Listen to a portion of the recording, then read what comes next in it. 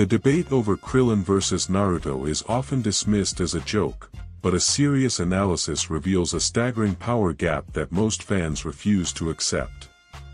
To understand, we have to look at Naruto in two specific stages: his peak during the Fourth Great Ninja War with Six Paths Sage Mode, and his Baryon mode as the Seventh Hokage. When you place these against Krillin's evolution into Dragon Ball Super, the comparison stops being a fight and starts being a slaughter. This is a direct breakdown of raw strength, speed, and destructive output. Hey guys! Real quick before we dive into these brutal facts, I noticed that a huge percentage of you watching aren't subscribed yet. If you love these deep dives into power scaling and anime combat logic, dropping a like and hitting that subscribe button is the best way to support the channel. Let's get right into it. First, let's establish the scale of destructive power. At the end of the war arc, Naruto was capable of trading blows with Kaguya and destroying massive landmasses. In his Baryon mode, his physical strikes became strong enough to pressure Ishiki Otsutsuki, a being of immense cosmic power. However, Naruto's destructive ceiling remains within the planetary range at best, and even that requires immense effort. In contrast, moon-level destruction was the baseline for Dragon Ball characters decades ago. Master Roshi destroyed the moon with a power level of 139. By the time of the Android Saga and the Tournament of Power, Krillin's power has scaled millions of times beyond that baseline. Krillin's key output is the most overlooked factor. While Naruto's Raisin Shuriken or Tailed Beast bombs are devastating in a ninja context, they are localized explosions. Krillin possesses the raw energy to vaporize an entire planet with a standard ki blast. He sparred with a restrained Super Saiyan Blue Goku and held his own in terms of beam struggles. If Krillin decides to end the fight instantly, he doesn't need a complex jutsu, he simply needs to fire a Kamehameha or a continuous energy barrage. One hit from a warrior of Krillin's caliber wouldn't just kill Naruto, it would disintegrate his entire biological structure along with the continent he stands on. Speed is the next absolute deal-breaker. In Naruto, characters who reach the speed of light are considered legends. Naruto in his Baryon mode is exceptionally fast, but his movements are still grounded in a reality where ninjas can react to one another.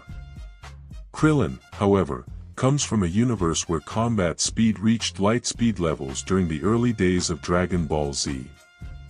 By the time of Dragon Ball Super, Krillin is fast enough to keep up with galactic-level threats.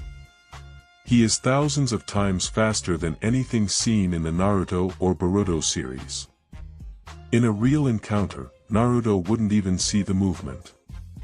Krillin could strike every single member of the Shinobi Alliance before Naruto's brain could even process that the fight had started. We also have to talk about durability and the physical toll of combat.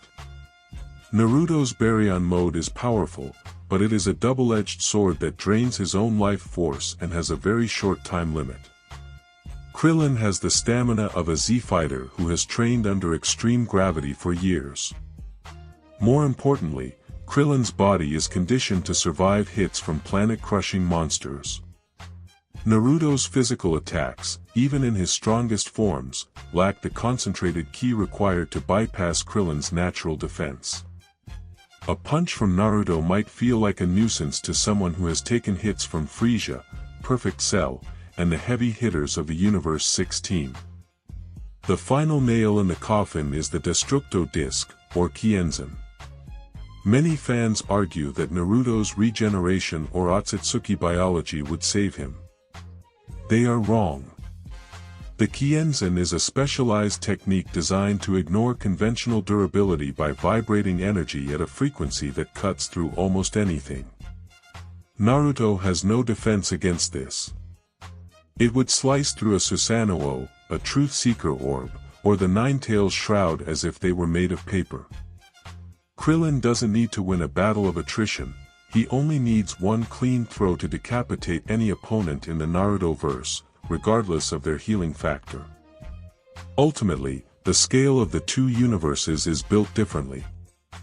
Naruto is a masterpiece of strategy and specialized abilities, but Dragon Ball is a series defined by infinite power scaling. Krillin is the strongest human in a universe of gods. While Naruto is a god in a world of ninjas, his stats simply cannot bridge the gap to a warrior who trains with the likes of Goku and Vegeta. Krillin solos the Naruto universe not because of better writing, but because his universe's floor is significantly higher than Naruto's ceiling. It's a mathematical certainty: Krillin wins, and it isn't close.